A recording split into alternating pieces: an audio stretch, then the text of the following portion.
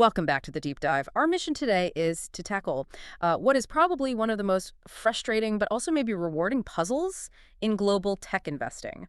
Baidu, ticker BIDU. Exactly. We've gone through a whole stack of sources here, everything from, deep forensic accounting dives to these broader market analyses, and we're going to put Baidu under a microscope. A very specific microscope. Right, a Warren Buffett microscope. Yeah. We're looking at this through his key tenets. Is there a durable competitive advantage? Is capital being allocated rationally? And most importantly, is there a huge margin of safety? And the core conflict here is just, it's glaring. It's why we felt this deep dive was so necessary for you. It is. Baidu trades right now as if the business is, well, on a one-way path to collapse. You see these historically depressed valuation multiples. And yet, its underlying tech, especially in AI and autonomous driving, places it at the absolute global forefront. It's a real paradox. Which forces us and you to ask a really critical question. Is Baidu's current price a classic rare opportunity? A deep value stock with a safety net made of cash? Or is it a trap? Or is it a classic value trap, where the old business is just eroding faster than any of the new stuff can possibly grow? So today, we're going to unpack the structural changes to its competitive moat. We'll dive right into the messy, controversial accounting from Q3 2025 and figure out what this company's true intrinsic value really is. But before all that, we have to start with the one risk that just colors this entire analysis. We can't ignore it. The VIE structure. That's right, the variable interest entity. You just can't analyze this stock without understanding what that means. So for anyone who hasn't heard that term, break it down. What does VIE actually mean for me as a shareholder? Simply put, it means you don't directly own the assets in China. Oh. You own shares in a shell company, usually set up in the Cayman Islands, and that shell company has a series of contracts that give it control over the actual Chinese business. So it's a legal workaround? It is. It's a way to get around foreign ownership rules in China. But it comes with this huge fundamental regulatory risk. If Beijing ever decides to challenge those contracts, well, your ownership could basically become worthless. And that risk is just always baked into the price. Always. It's why a lot of investors just put it in the too hard pile and walk away. Okay, great context. So let's start with that all-important moat. For 2 decades, Baidu was a monopoly. It was the gateway to the Chinese internet. Absolutely. A true monopoly. It was like a toll booth on the busiest highway you can imagine. But now that highway has a lot of detours. The castle walls are crumbling. You can see it. The Chinese internet has fractured into these walled gardens, self-contained ecosystems like WeChat and Douyin. And if you're searching for something you intend to buy, the high-intent, lucrative commercial queries that actually drive ad revenue, you are increasingly not starting on Baidu. That is the core leak in the moat. And we have hard data on this. Platforms like Xiaohongshu, it's known as the Little Red Book, they were processing something like 600 million searches a day in 2024. Wait. Xiaohongshu, the lifestyle and fashion app. You're telling me a huge chunk of valuable commercial searches, people looking for product reviews, travel ideas, is now happening on the Chinese equivalent of Instagram. That's exactly what's happening. And that 600 million daily searches number, that is just staggering. It's staggering. It shows Baidu keeps the long tail informational searches, but it's losing the money searches. The transactions have moved. And what's the other surprising competitor the sources point it to? Oh, this one's a throwback. Microsoft Bing. Bing! Really? I thought that was a relic. You'd think so, but in certain professional segments, especially on desktop, it grabbed a huge chunk of the market in 2024-2025. Some estimates put it at 40 to 50% in specific user groups. How? What's the driver there? It's all about distribution and, frankly, quality. Bing is the default on Windows and the Edge browser, so it has this instant pipeline to white-collar professionals to academics. And those users actually prefer it. They do. It's cleaner. The English language results are far superior, and crucially, it doesn't have all the aggressive, low-quality medical advertising that Baidu became infamous for. So the core business, the old cash cow, has gone from a monopoly to, a competitive oligopoly? That's the perfect description. It's a mature toll bridge, but now it's facing declining traffic, and it can't charge as much. Which explains the cheap stock price, and it forces Baidu's hand. Exactly. Which is why they made this radical, massive pivot to AI. And that brings us to the next section, the new moat. They knew they couldn't just defend the old castle. We had to build a new one. We had to build a new one. So they went AI first, and they built a full stack system. They designed their own chips, the Kunlun chips. They built the paddle framework, and of course their big foundation model, Ernie. It's incredibly capital intensive, but it gives them total control. And you see this pivot so clearly in the financials. The non-online marketing revenue, which is mostly their AI cloud business, It was growing consistently, up between, 21 and 34% year over year in mid-2025? And they're not just selling generic cloud space. They're focused on model as a service or MOS. Right, and this is where the new moat starts to form. It's all about switching costs.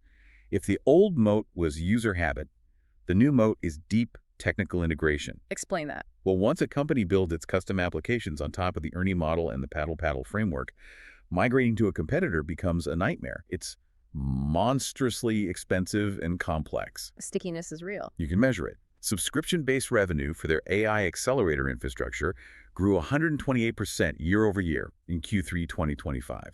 These aren't just experiments. Customers are signing on for the long haul. Okay, but hold on. You're describing this perfect sticky moat, but the entire AI space has been just ravaged by these insane price wars. You have Alibaba, ByteDance slashing their prices by like 99%. Race to the bottom. Exactly. So if the price of AI effectively becomes zero, how do Baidu's margins survive? Isn't that something Buffett would just run away from? That is the single biggest challenge to the entire thesis. And Baidu's counterargument is their full stack approach. By controlling the whole vertical chip framework model, they believe they can become the low-cost producer. So they can make it cheaper than anyone else? They can optimize everything to work together.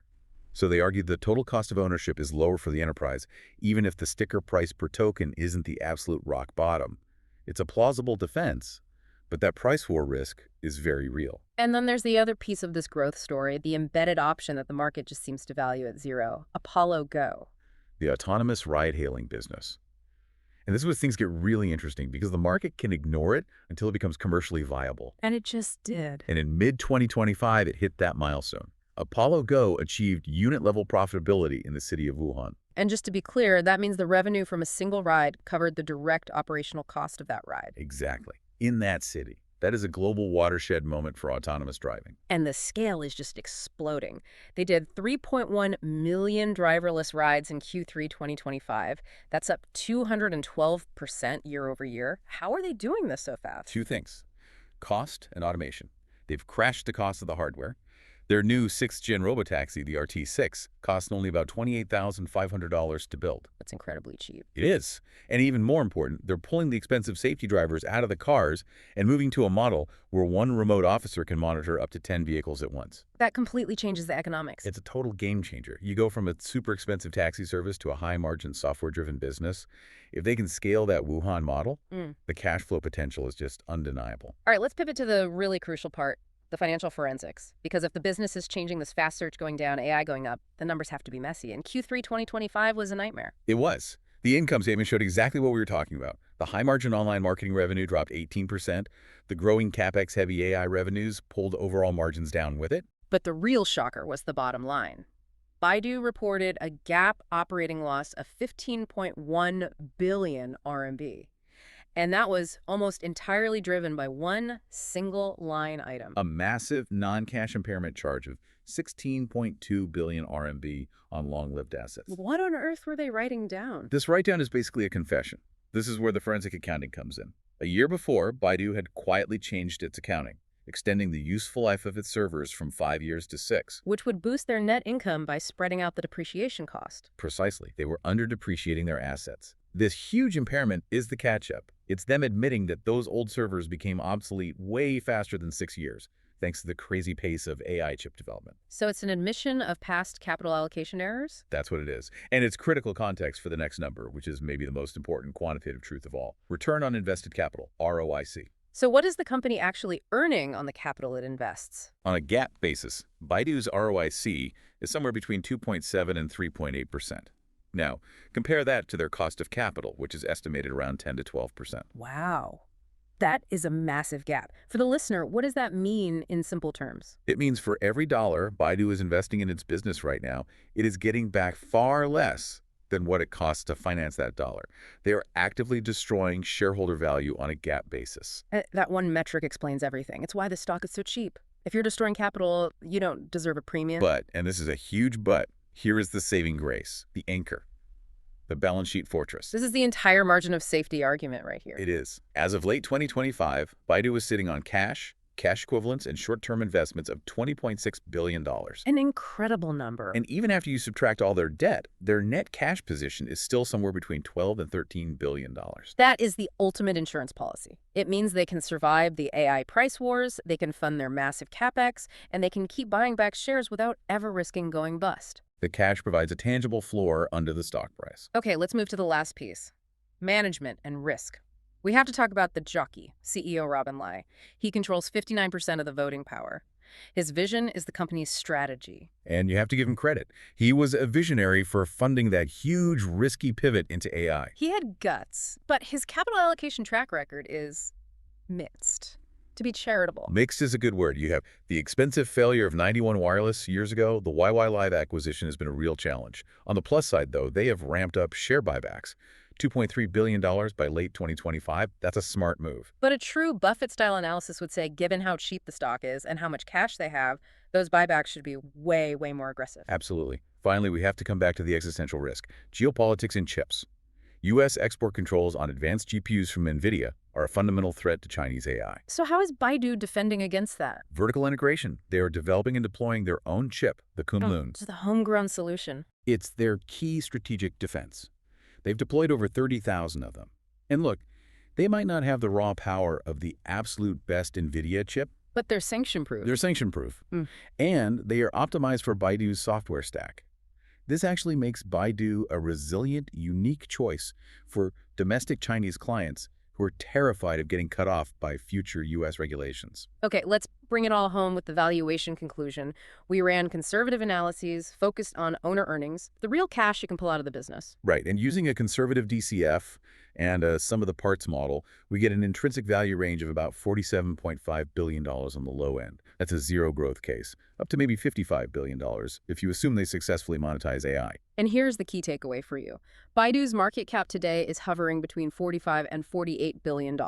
Meaning the market is pricing this company as if it will never grow again. It's valuing it like a cigar butt, assuming total failure. And this is where that margin of safety just becomes impossible to ignore. Nearly half of the entire market cap is just sitting there in net cash. So if you strip out the cash, the market is assigning an operating value of only about $20 to $25 billion to the entire business. Just think about that. That $20 billion covers the declining but still profitable search business, the fast-growing AI cloud business with its sticky moat, and the scaling Apollo robotaxi unit.